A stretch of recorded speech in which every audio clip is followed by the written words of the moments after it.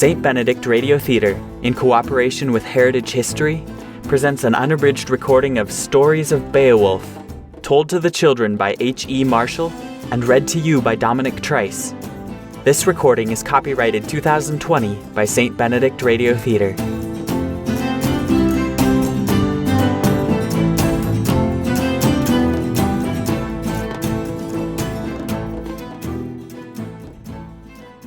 Chapter 1. How Grendel the Ogre warred with the Danefolk. Long, long ago there lived in Daneland a king called Hrothgar. The old men of his country loved him and bowed the knee to him gladly, and the young men obeyed him and joyfully did battle for him. For he was a king mighty in war and valiant. Never foe could stand against him, but he overcame them all and took from them much spoil. So this king wrought peace in his land, and his riches grew great. In his palace there were heaped gold in rings and in chains, armor finely welded, rich jewels which glowed as soft sunlight. Then King Hrothgar looked upon this great treasure and brooded thereon. At last he said, "I will build me a great hall. It shall be vast and wide, adorned within and without with gold and ivory, with gems and carved work.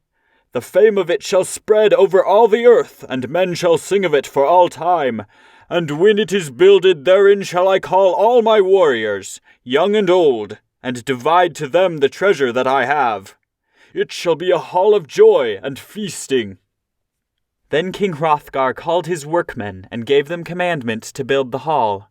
So they set to work, and day by day it rose quickly, becoming each day more and more fair, until at length it was finished. It stood upon a height, vast and stately, and as it was adorned with the horns of deer, King Hrothgar named it Hart Hall. Then, true to his word, and well pleased with the work of his servants, King Hrothgar made a great feast.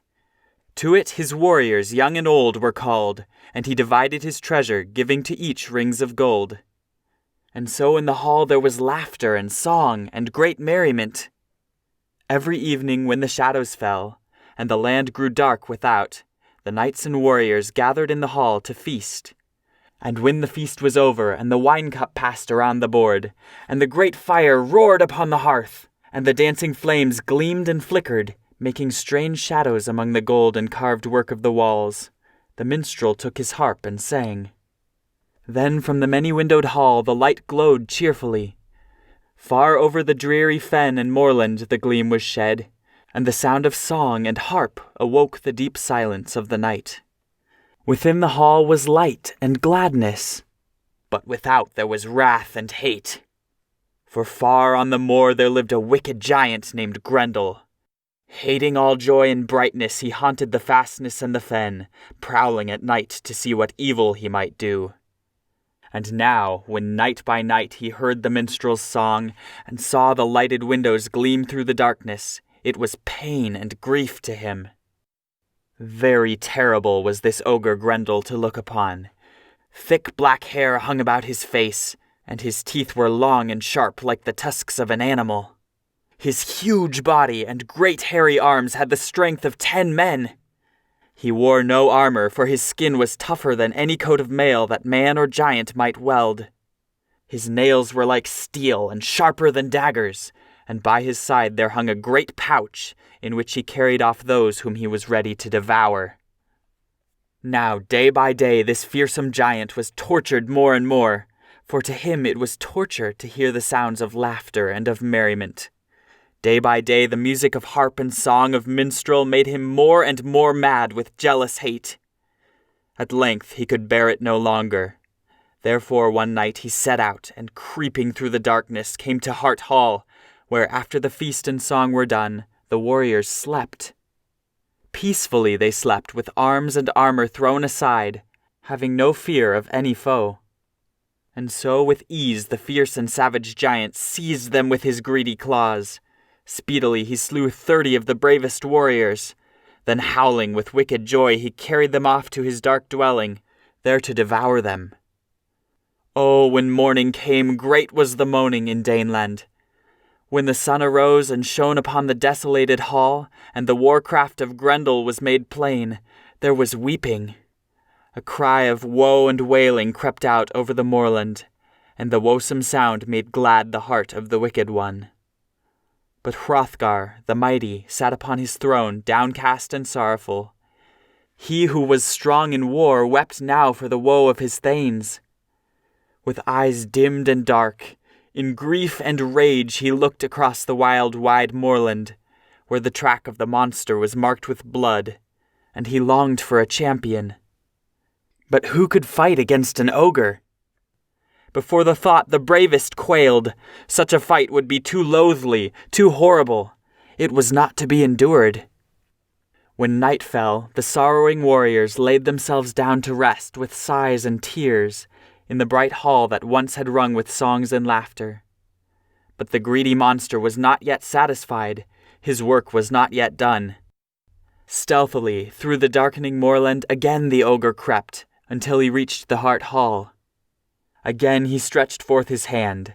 Again he seized the bravest of the warriors, slew and carried them off to his drear dwelling. Then was there wailing and fierce sorrow among the mighty men. Yet was there none so brave that he would face and fight the demon foe. But each man swore that he would not again sleep beneath the roof of Hart Hall. So when evening fell, they departed, every man to the dwellings around the palace, and the fair hall was left desolate. Thus Grendel, single-handed, warred against the Dane folk, until the great hall, the wonder of men, was forsaken and empty. For 12 long years it stood thus, no man daring, except in the light of day, to enter it. For after the shadows of evening fell, Grendel was master there, and in that stately hall, when night was darkest, he held his horrid feasts. Only near to the throne, the carved gift seat or throne of the Dane folk, where Hrothgar the king used to sit, and from whence he dispensed gifts to his people, there only he dared not go. Something sacred and pure was there, before which the wicked ogre trembled. Thus, for 12 long years, Grendel warred against Hrothgar and the Dane folk. He prowled through the misty moorland, lay in wait in dark places, slaying young and old. Many were the grisly deeds he did, many the foul crimes, and the mighty warriors, strong of heart against a mortal foe, were powerless against him. Downcast and sorrowful of heart, Hrothgar sat among his counselors. None among them knew how to give him advice or comfort. None knew how to deliver his land from the evil one. Then the minstrels made mournful songs, and far and wide they sang of how Grendel ever warred with Hrothgar. They sang of how year by year there was battle and wrath between the noble king and the ogre of evil fame.